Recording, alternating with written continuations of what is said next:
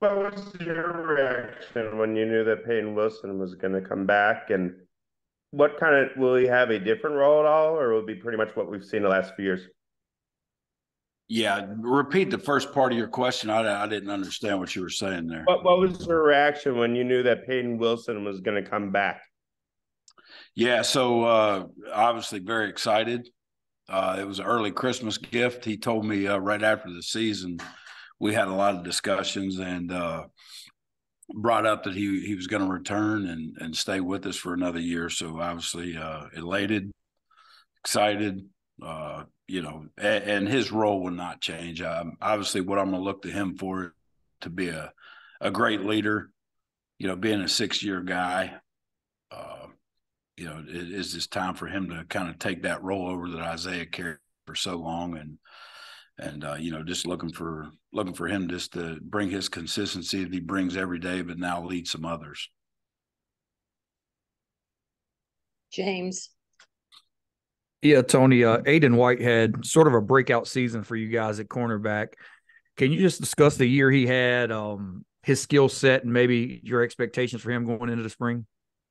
Yeah, Aiden had a great year. If I'm saying it right, I believe this is right. Didn't give up a touchdown all year long. In one-on-one coverage, had some big plays. I mean, busted the Texas Tech game wide open for us. But just play with a lot of confidence. And again, I think his best football is still ahead of him. He got through an injury a couple years ago, had some surgery in the offseason 2 years ago or last year at this time, and really stepped up and had a tremendous year for us. So very consistent. Love the way he plays, love the way he approaches the game, and he's just he's a silent assassin. I mean, he doesn't say a whole lot, but just goes out, works every day, and gets his job done. So very excited to see where he's at coming in the fall. And I know with your experience, you haven't had to play a ton of really young guys the last year or so, but in the offseason, have you evaluated your depth, and who are some of the younger guys who maybe have kind of caught your eye? Yeah, well, I think starting up front, Brandon Cleveland was a guy that played some toward the end of the year, got some snaps under his belt. So he'll be a guy up front that will add depth. Nick Campbell will be another guy. And then we have Red Hibbler and Noah Potter that are some new guys that we're counting on to come in and fill some holes in there on the D-line. The good news is we get Savion and C.J. Clark and Davin Van and Trevally and all those guys back. So, it's just going to add depth. I think we'll be deeper than we've ever been on our defensive line. At linebacker-wise, Caden Fordham is a guy that's going to step up and battle for a job. Then we'll have, we've got Kamel Bonner that is now with us, Dejon Thompson, Torrin Wright. So didn't bring any transfer guys in at that position. That's the one position we did not go out and get a transfer older guy. So, counting on them. Jordan Poole's another guy. And then you have Betty, you got Peyton, and you got Jalen Scott that have played a lot of games. Thanks, Tony. Yep. Todd? Yeah, Coach, you just talked about those guys, the linebackers. Obviously, you lost 2 great linebackers, but you do have some depth coming back and guys that have been around. They bided their time. They've waited for their opportunity, and now here it is. And how refreshing is it? Because a lot of times kids don't wait that long. They transfer out. Yeah, it's and the 2 guys that obviously we're talking about the most here, Betty and Jalen Scott. Those kids have been tremendous for our football program. They've been great on special teams for us. They've started games. I mean, each of those guys probably have 8, 9 starts under their belt. So 2 years ago when we got hit with all the injury bug in our room at linebacker, those guys stepped up and obviously the results were good. So a lot of experience, with those first 3. And then, again, a guy like Caden Fordham and Jordan Poole and Jalen Parker, guys that have been on special teams and doing a lot for our program that now have been in the system a few years. They understand it. And I'm excited about all our young guys as well. David?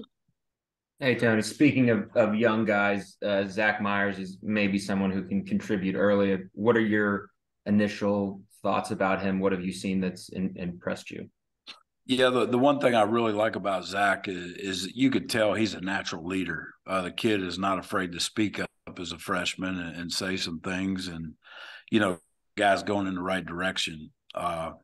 He's very athletic. Again, brings some needed depth to that secondary, and it's going to be a big spring for him. Moving forward, he's got to jump on some of the rest of the guys because he's here. He's going to go through 15 days of spring practice. Has an off season with Coach Thunder and his staff. So, excited about Zach. We really love the way he is and his attitude and just everything about him. He's a fit for us. I wanted to ask too, if you don't mind. I mean, you had such a successful season on defense though last year. Your name was thrown around a lot. I'm sure you got some head coaching offers or some interest. Is that something that is on your future goals, is to be a head coach somewhere? Yeah, I mean that's a goal. Anytime you're an assistant coach or coordinator, you look for the opportunity to go lead your own program, and had a lot of things come on, thrown on my plate this off season, and just talking with my family and Coach Dorn and the guys that we have coming back and what we're building here.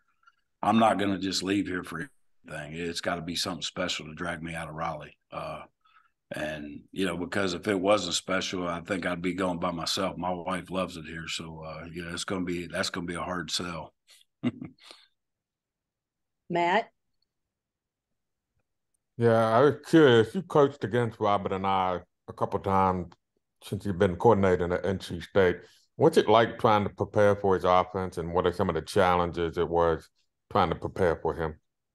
Yeah, I got to know Robert really well in 2012. We were together at Arizona. Robert was our O-line coach.